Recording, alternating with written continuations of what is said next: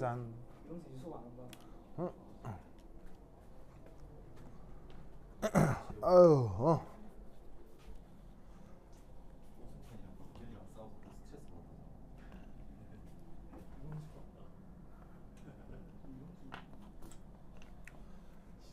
자, 유기분자 중에 그 뭐냐면 탄화수소의 뜻은 뭐였어요? 탄소와 수소. 탄수하고 수소로만 된 걸 탄화수소라고 했죠. 네. 그 중에 저번 시간까지는 그 지방족이라는 걸 했었거든요. 네. 지방족 영어로 뭐죠? 지방족이. 지방족 뭐라 그랬어요? 지방족이 얼리파틱이에요. 요걸 이제 지방족이라고 했는데 네. 지방족의 뜻이 뭐였어요? 냄새가. 지방족의 뜻은 아로마틱이 아닌 것. 무슨 말 알겠어요?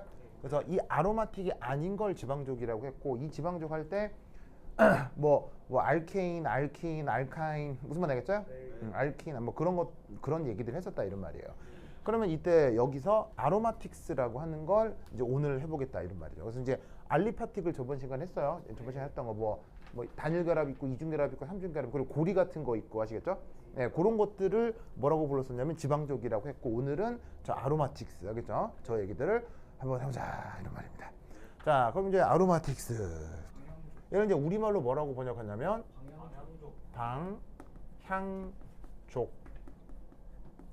방향족이라고 번역합니다.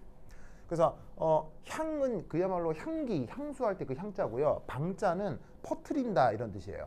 그래서 향기가 퍼져나간다 이런 뜻이어서 그 아로마틱스는 기본적으로 어떤 애들이냐면 향기성 물질이에요. 향기성 물질. 그런데 이 향기성 물질이 향기라고 하는 게 사실 은근히 우리 자연에 별로 없어요. 되게 많아요. 엄청 많죠. 예를 들면 꽃 냄새도 나고 과일 냄새도 나고 막 그렇잖아요. 네. 그리고 그런 향기성 냄새는 금방 없어져요. 꽤 오래 지속돼요. 꽤 오래 지속되는 경우가 있죠. 네. 그래서 이제 이런 향기성 물질을 최초로 연구한 게 언제냐면 그 이집트 시대예요. 그 왜 미라 만들고 막 어쩌고 저쩌고 하던 때 있잖아요. 네. 그 미라 만들고 어쩌고 저쩌고 하던 게 기술 단계상으로는 무슨 시대죠? 피라미드 쌓고 막 미라 만들고 하던 시대가 기술 단계상으로는 무슨 시대예요? 청동기 시대입니다. 청동기 시대. 그래서 청동기 시대부터 이 향기에 대한 연구가 시작이 됐었어요. 뭐 만들려고? 미라 만들려고요. 미라 만들 때 뭐가 필요했겠어요? 안 썩게 하는. 네, 방부제가 필요했겠죠. 그래서 그 이집트 시대 때 그 미라 제작자들이 이 방부제 같은 게 좀 필요했었어요. 네. 그래서 이제 그 방부제를 찾으려다가 보니까 당연히 그때 이제 합성은 어려웠을 거고, 이게 주로 뭐겠어요? 자연에 있는 애들을 발견하는 것으로. 그래서 막 자연에 있는 물질들을 발견해 보려고 가져다가 막 끓여도 보고 뭐 섞어도 보고 하다가 그때 요즘 향수의 원료가 되는 그 원료 물질들을 많이 찾아낸 거예요. 대표적으로 장미 알죠? 네. 장미꽃잎 따다가 물에 넣고 끓이면요 거기 기름이 뜨거든요. 그걸 로즈 오일이라고 해요. 그럼 이제 장미 향기 누구나 좋아하잖아요. 그거 어떻게 만드냐면 정말로 그 수천 년 전부터 장미꽃잎을 다 따다가 물에 넣고 팔팔 삶아요.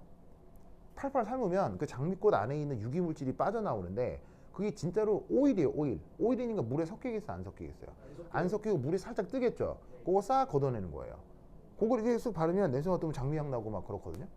그것도 있고, 그 다음에 시트러스 향 이런 말 들어요. 시트러스. 시트러스 향이 뭐예요? 시트러스라고 하는 겁니다.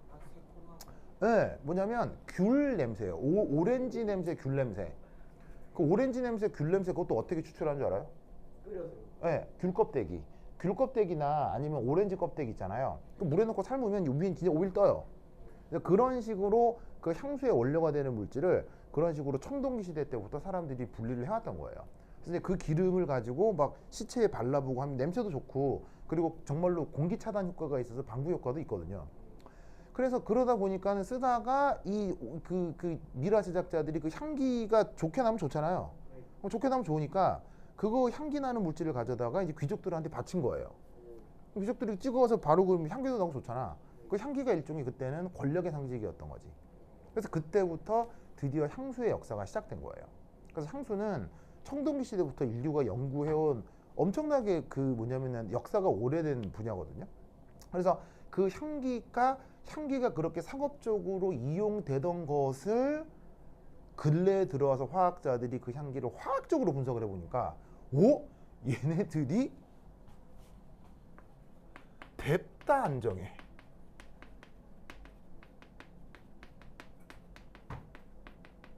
화학적으로 구조적으로 굉장히 안정해. 그래서 아로마틱이라고 하는 말은 원래는 뭐 안 써요? 네? 뭐 안 써? 진짜 풀얘기라면 머릿속에 잘 안 들어가가지고. 알겠습니다. 알겠습니다.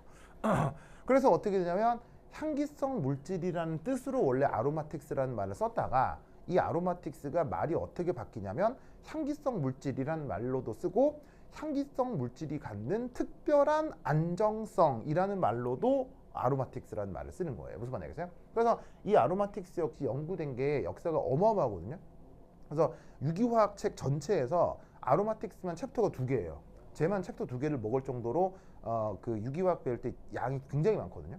그 중에 아마 학교에서는 아주 기초적인 부분만 얘기를 했을 거예요. 그래서 물질 종류도 많고 뭐 엄청나요. 이때 하나 가장 유명한 벤진에 대한 얘기를 좀 해보려고 합니다.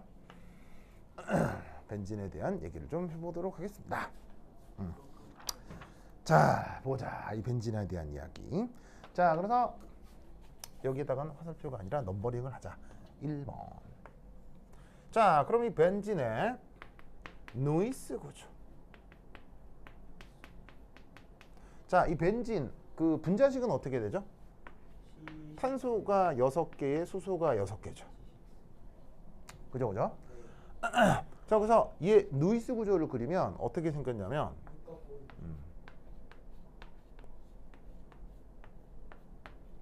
짜잔 이렇게 해서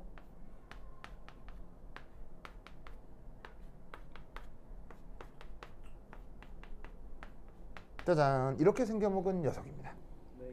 그래서 이때 여기 잘 보시면 탄소들은 다 옥텟을 만족하나요?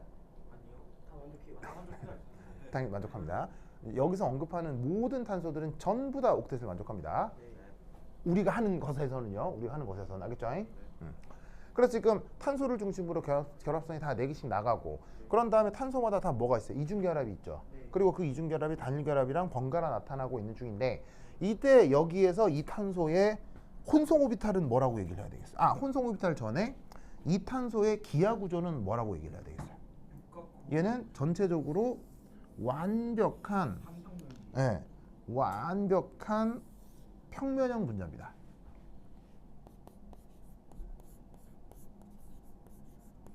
그래서 지금 여기 보이는 6개의 탄소하고 6개의 수소가 완벽하게 그 무게중심이 한 평면에 다 들어섭니다. 이렇게 한 평면에 들어설 때 그 기하학적인 상황을 수학적으로 어떻게 표현한다고 했죠? 한 평면에 들어서는 상황을 수학적으로 어떻게 표현한다고 했죠? sp2 혼성이라고 한다고 얘기를 했었죠. 기억나요? 기억해야 돼요. 그렇죠? 인플레인, 그러니까 구조 자체가 평면형일 때 그 중심 원자를 sp2 혼성이라고 표현하는 거예요. 그렇죠? 그리고 이때 얘가 지금 여기 각도는 다 몇 도? 120도예요. 알겠죠? 120도고 지금 어디는 단일결합이고 어디는 이중결합이죠. 이 상황을 이제 어떻게 설명하냐면 루이스 구조는 이렇고요. 이때 얘네들을 조사를 해보면 두 번째 이 모든 탄소 사이의 결합력과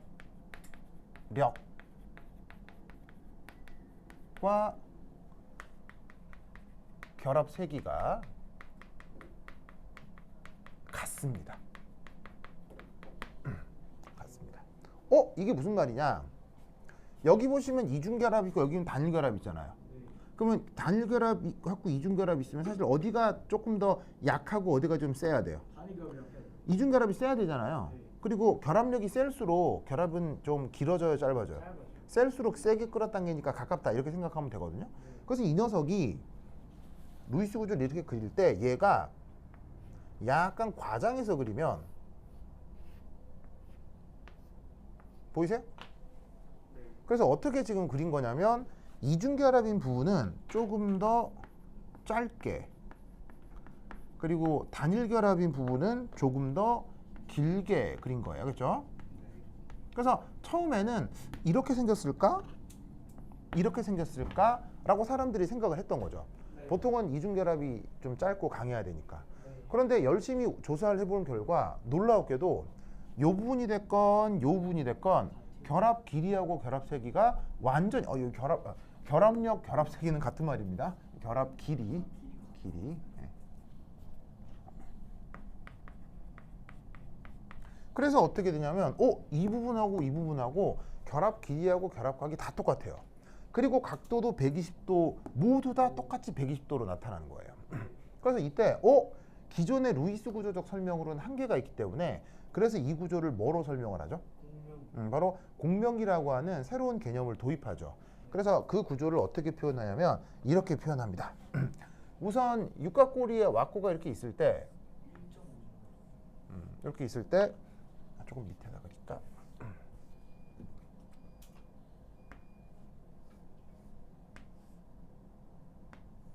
여기에 이중결합이 나타나는 부분 있죠. 그 이중결합이 나타나는 부분이 지금 만약에 이렇게 나타난다면, 자, 지금 이것도 누구하고 누구 생략해서 그린 거예요? C와 A. 탄소하고 수소를 생략해서 그린 거죠. 네. 그래서 원래 이렇게 그리는 게 이제 제대로 그리는 건데 매우 귀찮잖아요. 그래서 탄소, 수소를 싹 빼고 그냥 결합선으로만 표현한 거예요. 이 자리에다 탄소, 수소, 탄소 다 달려 있는 거야. 이때 여기서 어떤 설명을 만들어 붙이냐면 여기서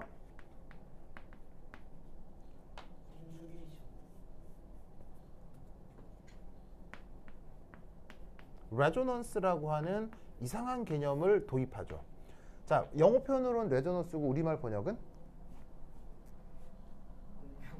우리말 번역은 뭐예요?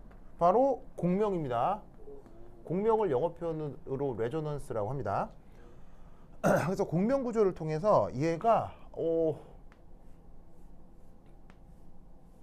여기에서 요렇게도 나타난다라고 생각한 거예요. 그럼 이때 여기서 아니 뭐 이거 들어다가 뒤집어서 그린 거 아니야? 이렇게 생각할 수 있는데 설명 방식을 어떻게 만들어 붙이냐면 요렇게. 자, 짝대기 하나마다 그 결합 전자가 몇 개가 있어요? 2개요. 2개씩 있죠? 2개씩 있죠? 2개씩 있죠? 자, 이때 이중결합이면 결합선 둘 중 하나를 무슨 결합이라고 하죠? 파이. 시그마 결합이라고 하죠. 그리고 시그마 결합이 아닌 반대쪽 결합을 뭐라고 하죠? 파이. 요거를 여기서 이제 파이 결합이라고 한단 말이에요. 이때 파이 결합을 이루는 요 전자들이 이 상태에서 한 위치에 고수되어 있는 게 아니라 이 위치에서 위치를 바꾼다 라고 생각하는 거예요. 그래서 여기 있는 파이 결합을 이루고 있는 전자들이 새롭게 루이스 구조상 파이 결합을 이룬다 라고 생각을 하는 거예요. 그리고 이 상태에서도 다시 한번 이 파이 결합을 이루고 있는 전자가 이쪽으로 요쪽으로 알겠죠? 그러면 이 모습이 이렇게 표현될 수도 있고 이 모습이 이렇게 표현될 수도 있죠. 알겠죠? 이 공명 구조를 그릴 때 그 눈여겨보실 건 뭐냐면 이 공명 구조는 시그마는 절대로 변하지 않습니다. 그런데 공명 구조를 그릴 때는 파이 결합 위치가 이게 가변적입니다. 이게 공명 구조를 그리는 가장 기본적인 방식입니다. 자, 잘 보세요. 전자들이 여러 개가 있을 때 파이 결합을 그리는 방식은 파이 결합이 여기 있다 하기도 하고 여기 있다 하기도 하잖아요. 근데 파이 결합의 위치가 바뀌지만 파란색으로 그린 시그마 결합 부분이 바뀌었어요? 절대 바뀔 리가 없어요. 절대 바뀌지가 않습니다. 공명 구조를 제대로 그리라고 하는 문제를 내기도 하는데 그때 가장 중요하게 생각하는 게 시그마 결합을 함부로 변화시키면 큰일 납니다. 그렇죠? 그래서 시그마 결합이 변한 건 절대로 공명 구조가 아니에요. 알겠죠? 자, 어쨌건 얘를 이렇게 표현한 건데 이때 여기서 수학적 가정을 합니다. 어떤 기하학적 가정을 하냐면 회전 대칭 이동을 통해서 겹쳐지는 애들은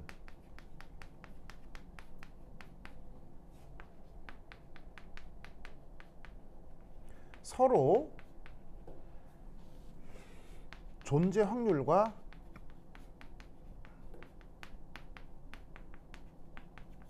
에너지 상태가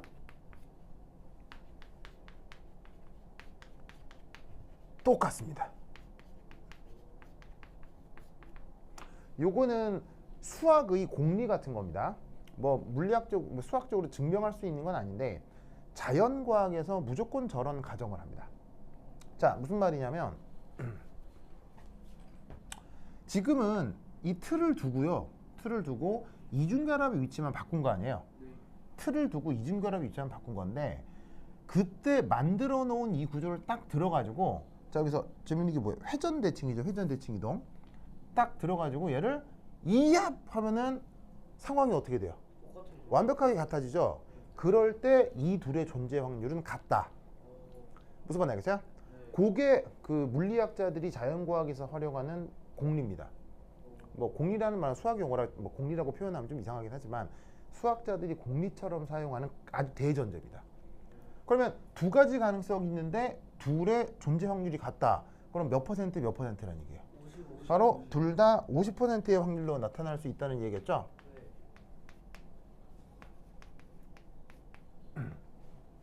무슨 말씀인지 아시겠죠? 그러면 이때 여기서 우리는 어떤 생각을 해볼 수가 있냐면 자, 여기서 50% 확률로 단일 결합이었던 것이 여기서는 50% 확률로 이중 결합이 되는 거죠. 그게 꼭 여기서만 그래요? 모두 다 그래요? 모두 다 그렇죠. 그래서 이때 어떤 생각을 하냐면 여기에서 이 부분에서 산술 평균적 결합 차수를 정하는 거예요. 바로 5분의 1의 확률로 단일 결합이었다가 5분의 1의 확률로 이중 결합이 되는 거죠. 그럼 계산하면 뭐가 되겠어요? 1.5중 결합이다. 무슨 말인지 알겠죠? 그래서 여기에 있는 그 벤진에서는 모든 화학 결합이 1.5중 결합이라고 말을 하면서 저기에 있는 모든 탄소의 결합이 동등하다라고 말을 만들어 붙인 거예요. 무슨 말씀인지 아시겠죠? 그렇죠? 그래서 이런 아이디어를 뭐라고 부른다? 공명이라고 부른다. 라는 것도 꼭 기억해 두세요. 아마 뭐 시험에 몇 마디 언급될 수도 있으니까 기억해 두시기 바랍니다. 됐죠? 그렇죠? 혼성 오비탈에 대해서 자세히 설명하셨어요? 이렇게 예전에 입체 구조 그리고 p 오비탈 뭐 이렇게 했어요? 옛날에 저 일단 저는 이해한 저잘 그때는 그래? 오비탈이요. 네. 좀 오래돼가지고. 아니면 뭐 요거 하면서 이렇게 해가지고 이렇게 막 뭐 이렇게 p 오비탈 뭐 이런 거 했어요? 그거 했어요. 아 이거 했어요? 이거 했어요? 어? 이런 거 했어요? 통합과학 시간에 했을 거예요. 근데 저걸 네. 선생님이 설명해 주니 박명호 쌤 설명해 이렇게 하면 파이가 이렇게 하면 시고. 오! 막 그랬던 거 맞아. 막 표현했지 자기 몸을. 아 그래요? 알았어. 자, 요 얘기도 해드릴게요. 많이 알죠. 자, 그럼 이제 아로마틱스에서 이제 향기성 물질의 특별한 안정성 요거 이제 보시고 그럼 1, 2 한 다음에 그다음 3 BBT. BBT. 자, BBT는 되게 그 긴 말의 줄임말이거든요. 원자가 밸런스 그러면 BBT를 원자가 활용한 구조 설명.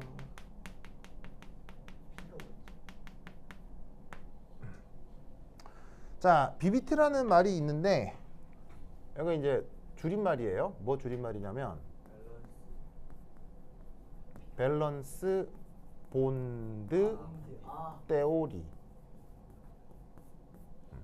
그래서 이제 밸런스 본드 테오리를 저렇게 줄여가지고 BBT 이렇게 쓴 거거든요. 그래서 이제 우리말 번역은 원자가 결합 이론이에요. 그래서 이제 이것을 활용해서 이 구조를 설명한다. 이게 이제 무슨 말이냐면 이거예요.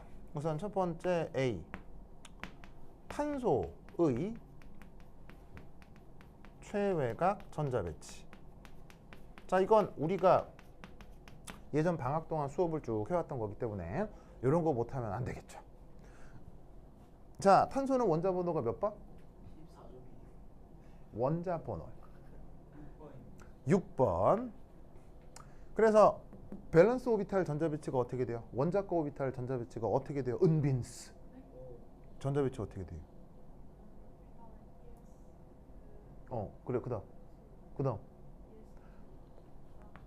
바로 ES2 그다음 EP2 알겠죠? 2.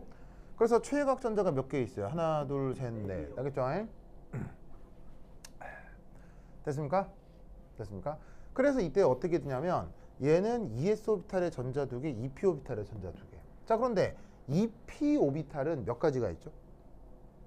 EP 오비탈은 몇 가지가 있어요? 세 가지가 있잖아요. 세 가지가 있기 때문에 EP X도 있지만 EP Y도 있고 EP Z도 있죠. 여기에 이 전자 2개가 분산돼 있는 거예요. 무슨 말 알겠죠? 알겠죠?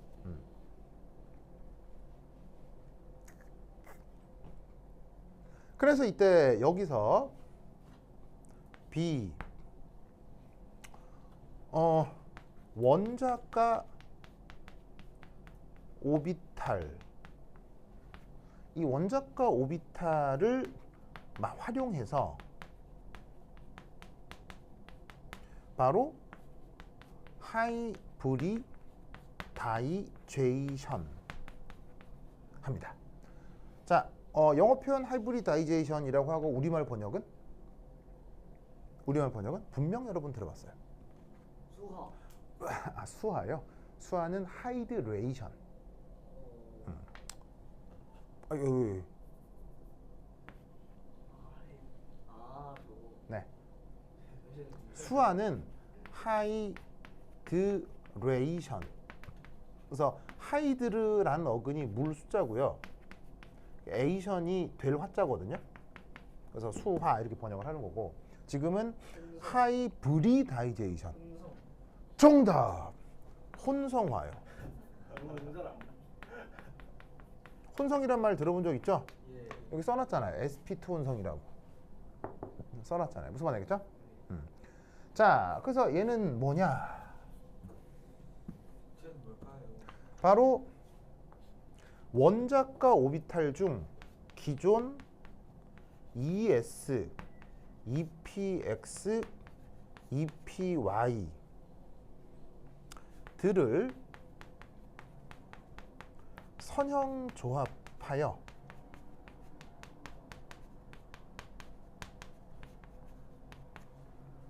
new 원자과 오비탈 3개를 만들어냅니다. 만들어냅니다. 그 3개를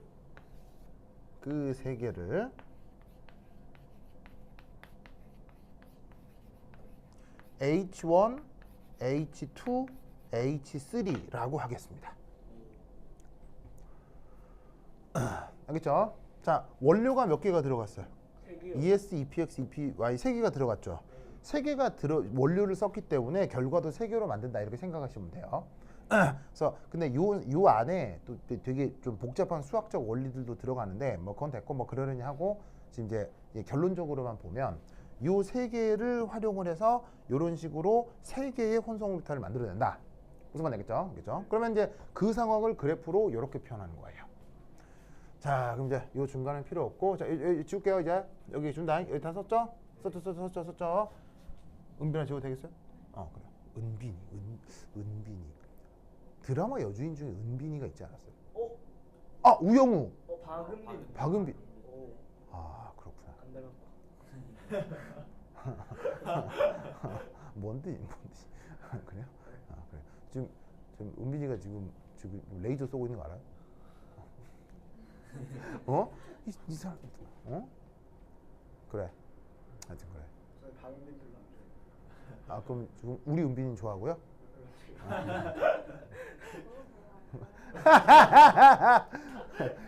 참 사회생활 못하네.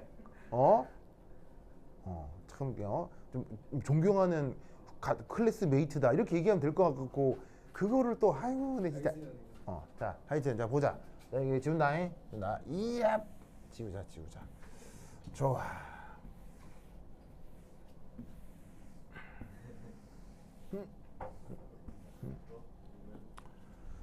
자, 그래서 이제 세 번째 BBT.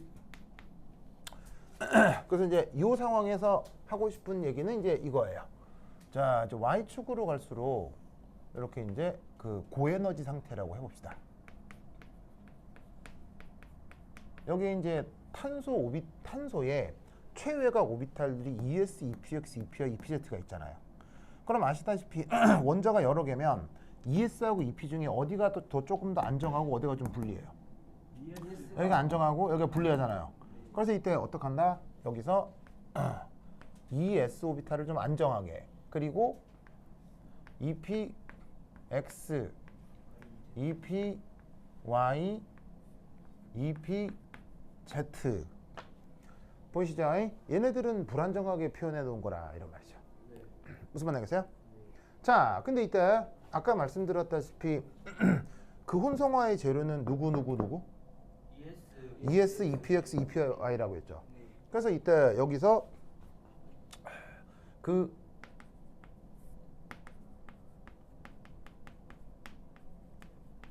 혼성화를 한 그 결과에서 그 혼성화의 재료가 지금 요 놈들이란 말이에요. 그죠? 이렇게.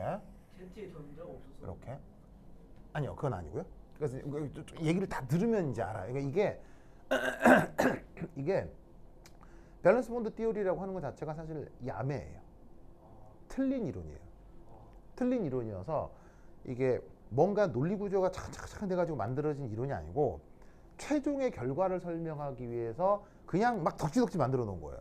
그래서 얘는 중간에 약간 좀 의문스러운 부분들이 있거든요. 근데 끝까지 딱 가면 아 그래서 이래 썼나 보다. 근데 근거가 좀 희박한데 뭐 이렇게 되는 거예요. 그래서 이제 끝까지 다 듣고 그 다음에 이제 생각해 보면 돼요. 자 이제 얘 뭐냐? 그래서 이제 요 세 개가 방금 말씀드렸다시피 그러니까 재료들. 그 재료들을 가지고 어떻게 만들었느냐? 짠. 얘가 아이고 예쁘지가 않냐. 짠 H1 H2 H3 요렇게 요 세 개의 결과들을 만들어낸 거예요.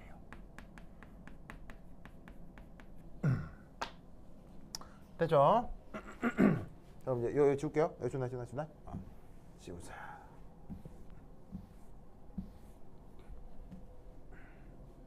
자, 그러면 이때 얘네들은 누구를 섞어 만든 거다? 얘. 무슨 말인지 알겠어요? 저 세 개를 섞어 만든 거다. 그러면 이때 하나 남는 애가 있죠. 누가 남아요? EPZ. 얘가 남죠. 네. 남는 애는 뭐 변화가 있겠어요? 남는 애는 그대로겠어요. 얘는 그대로예요. 그래서 요 사이의 에너지 준위도 달라지지 않고 얘는 그대로. 알겠죠? 자, 그리고 요 H1, 2, 3는 그 성격이 어떠하냐면 첫 번째 HI끼리는 에너지 상태가 같습니다.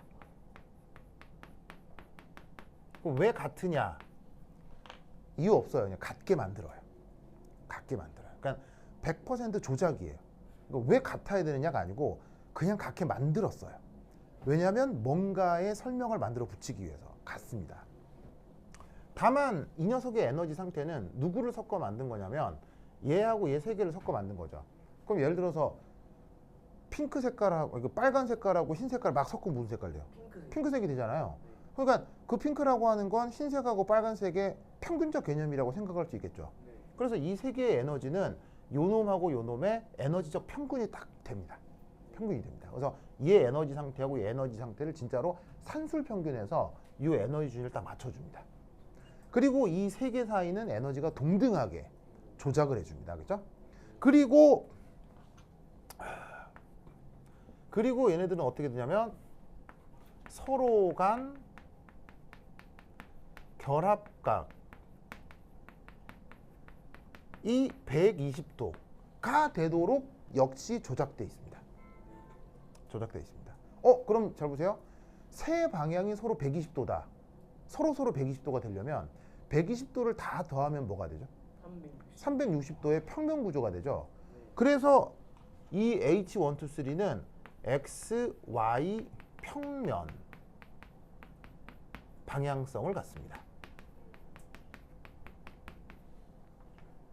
알겠죠? 이런 특징을 갖는 애들을 H123를 세 개를 만듭니다. 이때 이거를 만들어내는 그 과정을 선형조합이라고 했잖아요. 그 선형조합을 하는 과정에 수리적 과정이 있는데 안 어려워요. 진짜 가짜낼 정도로 단순해요. 그 예전에 S오비탈 우리 수식 봤었죠. S오비탈 수식이 뭐 1S 같은 경우는 막 지수함수에 R분의 Z 뭐 A 뭐 이렇게 있었잖아요. 그런 수식들 얘기하는 거예요. PX, PY는 뭐 코사인 시타 뭐 사인 파이 막 이런 수식이 있었잖아요. 우리가 예전에 왜 그 뭐냐면 표 1, 표 2에서 봤던 거. 그런 수식들이 있는데 걔네들을 그냥 진짜로 더하기 빼기로 엮는 거예요. 그럼 왜 그렇게 엮느냐? 아주 단순한 이유로 그렇게 엮어요. 그래서 나중에 기회가 되면 이 수학도 나중에 보여드릴 건데 뭐 여하튼 그러려니 하고 만들었다 치자 이런 말이죠.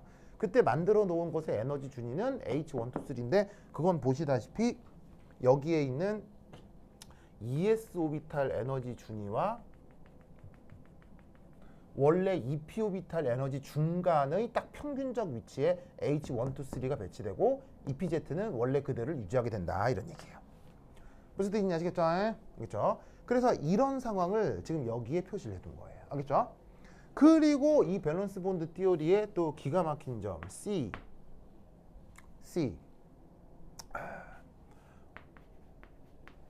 혼성화 후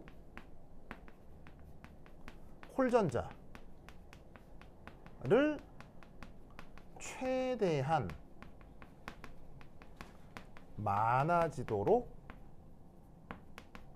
배치해 줍니다. 이게 무슨 말이냐? 탄소니까 ES 오비탈에 원래 전자가 몇 개 있었어요? 4개가 있죠. 4개. 그 다음에 ES에 2개가 있죠. 그 다음에 EP 오비탈에 전자가 몇 개가 있어요? 4개가 있잖아요. 아니 2개가 더 있잖아요. 그래서 총 4개인데 여기 2개, 여기 2개 있는 거 아니야. 그치? 이럴 때 혼성화를 하고 나면 어떡하라고요? 홀전자를 최대한 많게. 알겠죠? 그럼 잘 봐요. 여기 전자가 지금 총 몇 개 있어요? 하나, 둘, 셋, 4개인데 여기에 홀전자를 최대한 많게 배치하려면 하나밖에 없잖아요. 그죠? 이렇게 전자 배치하는 게 바로 밸런스 본드 티오리예요. 그러면 왜 홀전자를 최대한 많게 배치하느냐?